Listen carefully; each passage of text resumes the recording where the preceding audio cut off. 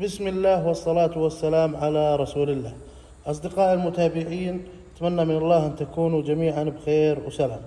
أسهل طريقة لمعرفة حالة بخاخ السيارة في حال عدم التشغيل أو في حال عدم انتظام دورات المحرك، دائما بتحس أن المحرك يهز، أو في حال في عندنا دخان أبيض أو أصوات. أسهل طريقة إذا ما كان عندك جهاز فحص يا إخواني أنك تعرف فيها حالة البخاخ اللي هي باستخدام مسدس الهواء يا إخواني.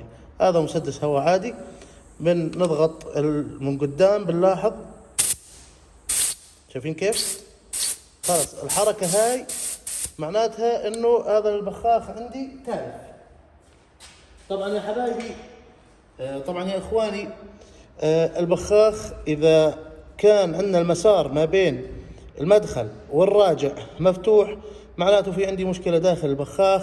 قد تكون المشكلة في بلف البخاخ، وقد تكون المشكلة في الكاليبريشن رينج، او خلينا نحكي الشمز الخاصة بعيار ضغط البخاخ. ولو حبينا نتأكد فعلا، لو ركبنا البخاخ على ساعة الضغط يا اخواني،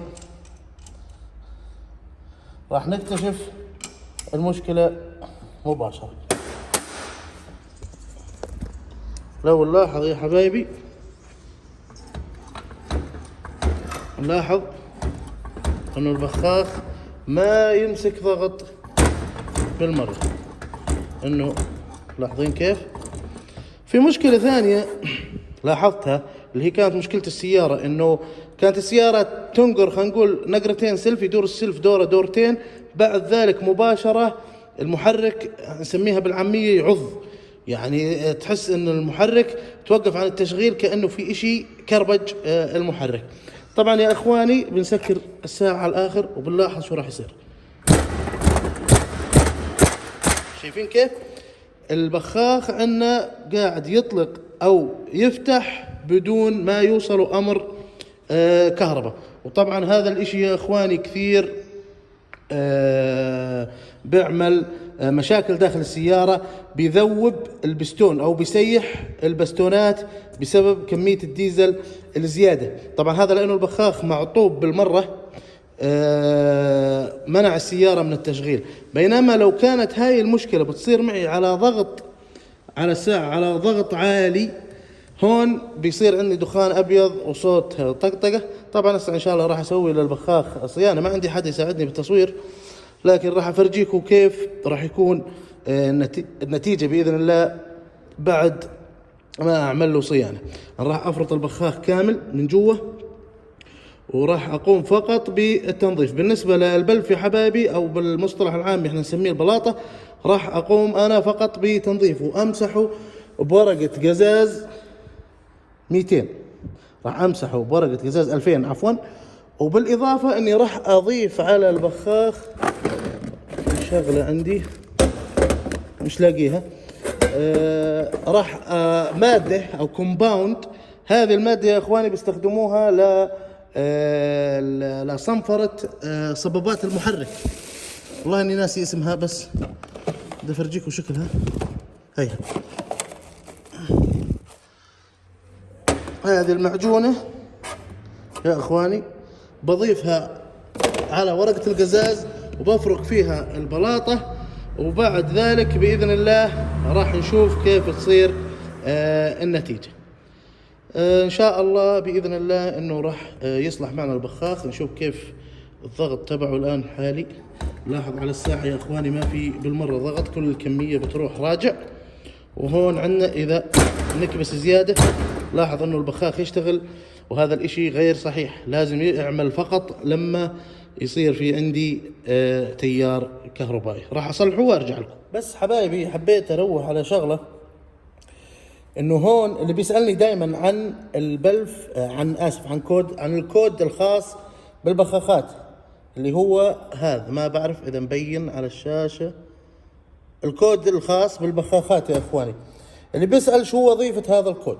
وظيفة هذا الكود يا حبايبي، اذا بنلاحظ هون في عندنا الفالف اكشويتر اسمه، هاي المربحة او الفراشة الصغيرة هاي اسمها الفالف اكشويتر. هاي يا حبايبي ضغط الديزل اللي جاي من الطرمبة يكون جاي مع الخط هذا، بالمقابل يدخل بمسارات في مسارين عندنا رئيسيات، المسارين فيهن متعادل الضغط داخل البخاخ. هذول المسارين واحد منهم رايح مباشرة على زي صمام عندنا هون، هذا الصمام، والثاني راجع رجوع. هسه الضغط اللي جاي من الطرمبة هو نفسه الضغط اللي راجع على الصمام الداخلي. فالآن عندنا منطقة تعادل الضغط، فبيظل النابض أو الإبرة اللي جوا الرود الكبير بيظل ضاغط رافع للإبرة، فبيظل حاشر الديزل، ما بيسمح للديزل إنه يخرج. لكن اللي بيصير لما يجي أمر كهربائي يا حبايبي، هذا السولينويد لما يجي أمر كهرباء بيحول هاي المنطقة لمغناطيس. هاي المنطقة الداخلية اللي بتلمع بتصير مغناطيس. المغناطيس هذا يا إخواني شو وظيفته؟ المغناطيس بيرفع هاي الفراشة، بيرفعها إشي بسيط، مقدار معين. هذا المقدار بيعمل تنفيسه للديزل عند البلف الخاص. هون في عندنا جوا في الفالف او البلف الخاص او اللي يسموه الفالف كنترول، اللي هو البلف الخاص اللي يحكم الضغط يا اخواني داخل جسم البخاخ. فالان لما نرفع هاي لفوق فبيفتح البلف بنسبة معينة، هذا الاشي بيخلي الضغط يختل هون، فبيصير عندي منطقة الضغط اللي فوق اخف من اللي تحت، فيتهرب الضغط مباشرة لتحت، اللي بيخلي النابض اللي موجود بأسفل البخاخ بالنزل يتحرك لحتى يصير في عندي منفس للضغط بالمنطقة هاي، فبيخرج الديزل على شكل رذاذ. الآن شو علاقة هذا الأمر بالكالبريشن كود؟ يا إخواني الكود بيعمل معايرة، يعني هاي لازم تفتح وتسكر، مش خلينا نحكي بطريقة عشوائية، وإنما بنسبة معينة. النسبة هاي يحسبها الكمبيوتر حسب كمية الديزل اللي بتكون مخرجة. طيب الآن راح تحكي لي ما في عندي أداة أقيس فيها كمية الديزل اللي طالع من البخاخ. الكمبيوتر يا حبايبي الضغط داخل المسطرة محسوب، مسطرة الديزل اللي راكبة على المحرك محسوب فيها عن طريق حساس الضغط اللي راكب عليها. فالآن لما يجي دور البخاخ هذا مثلا ويفتح ضغط بيعرف قديش كمية الضغط اللي تهربت من البخاخ. طبعا هي بتصير انه لما يفتح البخاخ بيقيس الضغط قبل لا يفتح البخاخ، وبيقيس الضغط بعد ما يفتح البخاخ. فرق الضغط اللي بيناتهم بيدلني على حالة البخاخ.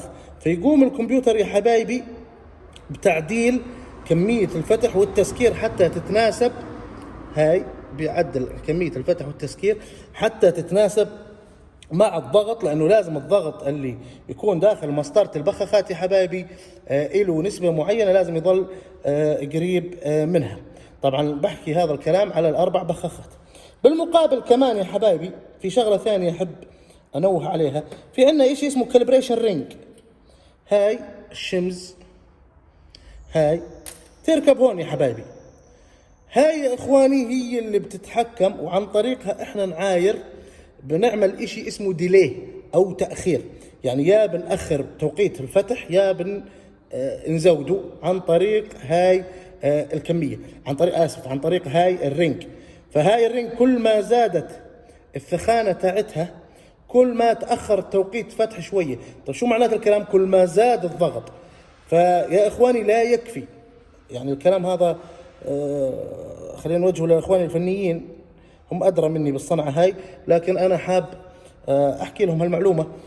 يا إخواني لا يكفي إذا كان البخاخ خلينا نقول ما يسيل أو ما يطلع راجع، مش معناته إنه البخاخ سليم.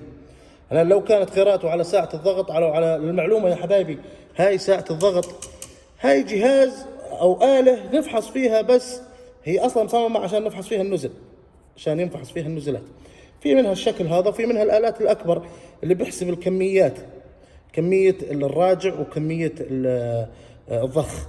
يا أخواني هذا الكلام ما بكفي، لأنه في عنا شمز هاي، وفي عنا كمان وحدة جوا صغيرة جوا التريجر اسمها، جوا اللهم صل على النبي، جوا السولينويد هذا، وفي عنا كمان وحدة جوا النزل.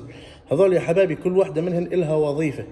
فممكن يكون البلاطة سليمة بالداخل، لكن بالمقابل بيطلع عندك، يعني بالمقابل بيطلع عندك لو إذا فحصت البخاخ على الآلة بيكون سليم، لكن إذا تركبه على السيارة صحيح تشتغل السيارة لكن تلقى صوتها خشن، فيها دخان. والسبب يا إخواني إنه لازم نختار الشمز الصحيحة، لازم نختار الشمز الصحيحة. إن شاء الله راح أخصص لها حلقة خاصة، هاي الشمز كيف نحسبها وكيف نزودها. إن شاء الله بجمع البخاخ وبفرجيكم كيف صارت النتيجة. طيب إخواني، إحنا هيك خلصنا من صيانة البخاخ. حاب أفرجيكم الفرق.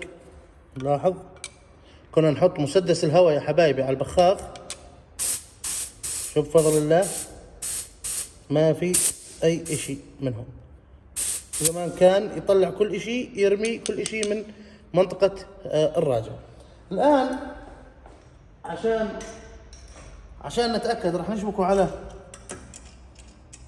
على ساعة ضغط الديزل، عشان نحاكي الأمر بالسيارة على ضغط عالي. طيب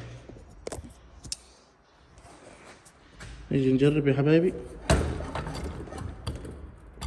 لاحظ الحمد لله أمورنا سليمة.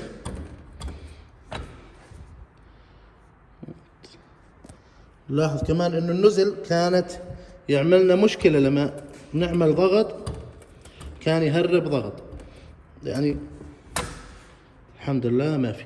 الآن عشان نختبر إذا في تهريب مثلا بالبخاخ، بس راح نقفل الساعة مع الضغط. أنا صعبة لأني بيد واحدة أشتغل.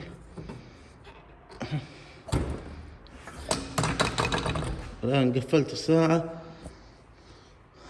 على ضغط تقريبا 350 بار، يعني تقريبا حوالي 39 كي بي اي، 39,000 كي بي اي. لاحظ انه الحمد لله التهريب خفيف جدا، يعني الساعة قاعد تنزل لكن بشكل خفيف جدا. وهذا يا اخواني الطريقة اللي نفحص فيها بخاخ السيارة. حكيت لكم الطريقة التقليدية باستخدام مسدس الهواء. نحاب انه نأكد ان شاء الله راح نعمل حلقة خاصة بس للكاليبريشن رينجز اللي يكونوا موجودين داخل البخاخ، لحتى نتعلم 100% كيف نعطي البخاخ خلينا نقول الصيانة الفعلية حسب ما يوصي دليل الشركة الصانعة يا حبايبي، بحيث انه يكون عندي المخرجات اللي تطلع من البخاخ 100% سليمة.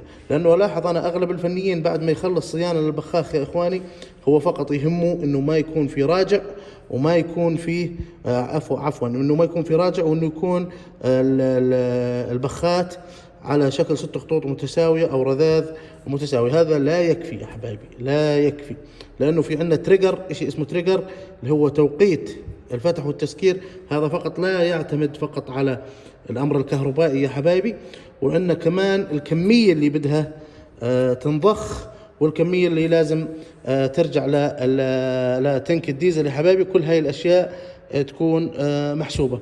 حكيت لكم مثل هاي الآلات اللي زي هاي، والآلة لسه الآلات الأوتوماتيكية، يعني هاي يدوية اللي عندي، في الآلات الأوتوماتيكية هاي ما بتعمل لا برمجة ولا معايرة ولا ضبط ولا إلها دخل في هاي الأمور، لكن فقط هي أداة مساعدة لحتى نعرف الكميات اللي بينتجها أو بيخرجها البخاخ، لحتى إحنا نعدل على إعداداته عن طريق نسوي له وزنية، يا إما إنه نعدل على السبرينجز أو اللهم صل على سيدنا محمد على الزنبركات الداخلية يا إخواني، يا إما إنه نطولها أو نقصرها. هذا في حال ما بدك تغير الشمز أو الرينج كاليبريشن رينجز اللي فرجيتكم إياهن.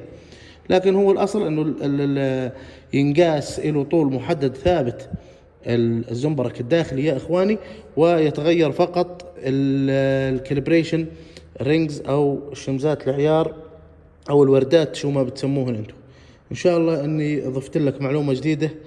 لا تنسونا من صالح دعاكم يا حبايبي. نلتقي بإذن الله في حلقات قادمة. يعطيكم العافية.